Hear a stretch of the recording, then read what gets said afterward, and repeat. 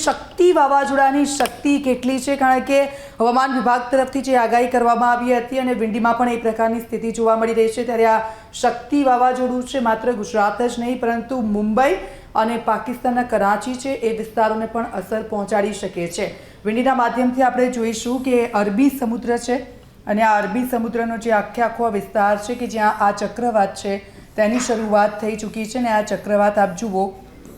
કે જે શક્તિ વાવાઝોડું તેને નામ આપવામાં આવ્યું છે. અને આ ચક્રવાત છે એ આપણા દેવભૂમિ દ્વારકા એટલે કે આખો જે દરિયા કિનારો છે એ 420 કિલોમીટર તેનાથી દૂર છે કે જ્યાં ત્રાટકવાની સંભાવનાઓ ખૂબ છે. ધીરે ધીરે એ આગળ વધી રહ્યું છે અને જેમ જેમ આગળ વધી રહ્યું છે તેમ તેમ દરિયા કિનારાના જે વિસ્તારો છે એ આપણે જણાવી દઈએ કે કચ્છથી, નલિયાથી, ગાંધીધામથી લઈને દ્વારકાથી લઈને સીધા મુંબઈ સુધીનો જે દરિયા કિનારો છે ત્યાં આ જે વાવાઝોડાની અસર છે તે થવાની શરૂઆત થઈ ગઈ છે. દરિયા કિનારાનો જે વિસ્તાર છે ત્યાં દરિયામાં કરંટ જોવા મળી રહ્યો છે, ભારે પવન ફૂંકાઈ રહ્યા છે, પવનની તીવ્રતા પણ વધારે છે ને એટલા માટે જ તંત્ર અલર્ટ મોડમાં આવી ગયું છે કે જેથી કરીને કોઈપણ પ્રકારનું નુકસાન ન થાય. માછીમારોને પણ